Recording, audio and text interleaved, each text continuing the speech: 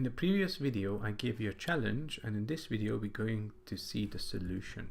And we're going to start off by looking at data.js. And we need to make sure that we also, from the users, list the cars that they own. So I'm going to have a cars property in here, and this person owned car ID 1 and 2. This person didn't own any, and this person owns car number 3.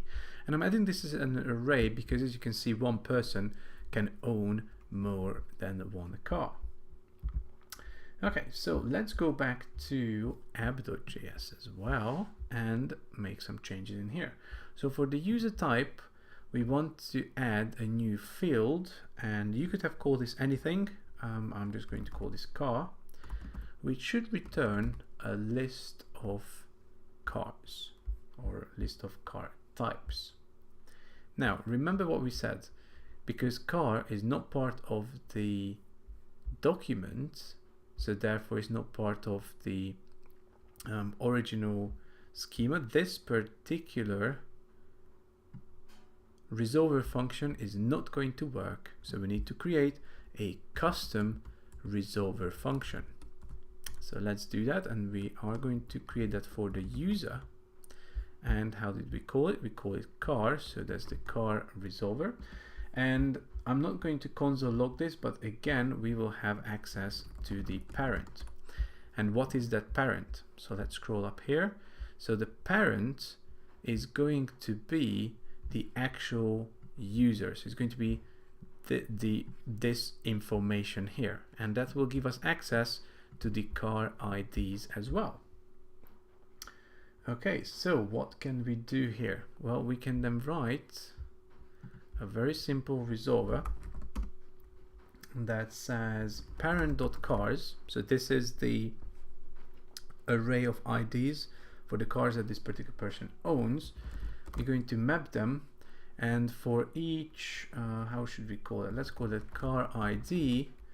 We want to look at the cars array that we have, right? So this is the cars array that we have, where the car ID -1 is the index. So we do the same stuff that we did here because we want to make sure that we get that right a value out from the cars array, and it's not card, it's car ID.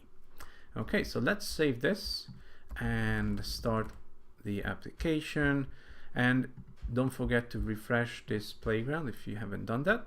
So what we're going to do is test if users, or actually let's do user ID 1 still returns a name, and it does. And let's now see what car this particular user has, and let's see the make of those cars.